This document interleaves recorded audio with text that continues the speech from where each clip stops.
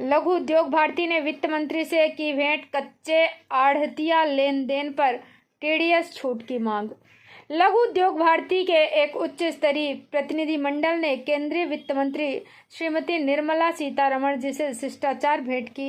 इस प्रतिनिधि मंडल का नेतृत्व श्री प्रकाश चंद्र जी, अखिल भारतीय संगठन मंत्री ने किया, जिनके साथ श्री ओम प्रकाश गुप्ता जी, अखिल भारतीय महामंत्री श्री नरेश पारीक जी, अखिल भारतीय सचिव तथा सीए श्री महेश गुप्ता जी, अखिल भारतीय सह कोषाध्यक्ष भी उपस्थित थे। बैठक के दौरान प्रतिनिधिमंडल ने कच्चे आढ़तिया लेन देन को आयकर अधिनियम की धारा 1940 क्यू के अंतर्गत टीडीएस से छूट देने की मांग प्रमुखता से रखी।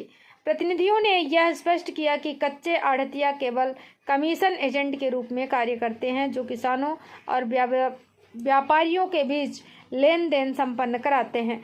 वे स्वयं माल के स्वामी नहीं होते, इसलिए उन पर टीडीएस लागू करना व्यवहारिक और विधिक दोनों दृष्टिकोण से अनुचित है।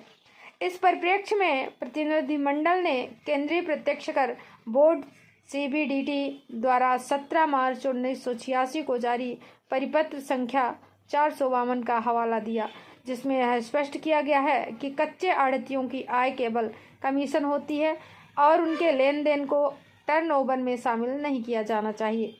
इस विषय पर तकनीकी दृष्टिकोण से भी 3 महत्वपूर्ण सुझाव दिए गए।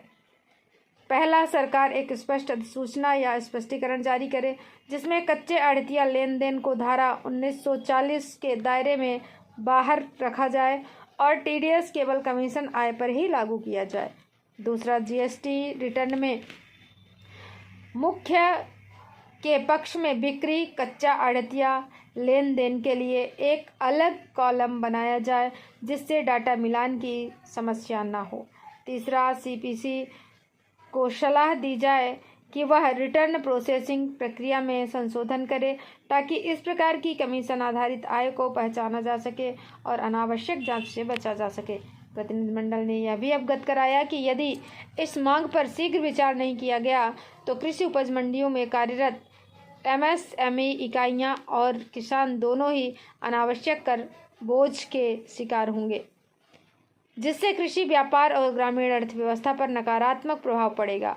इसके अतिरिक्त प्रतिनिधिमंडल ने संगठन द्वारा देश भर में चलाए जा रहे विकासात्मक कार्यों की भी जानकारी दी, जिनसे राजस्थान के पाली जिले में लगभग 15,000 महिलाओं को रोजगार देना और दिल्ली के उद्योग नगर एवं मादीपुर जैसे क्षेत्रों को आदर्श क्लस्टर के रूप में विकसित करना शामिल है। भवानी मंडी से बीपी न्यूज संवाददाता किशोर तंवर की रिपोर्ट।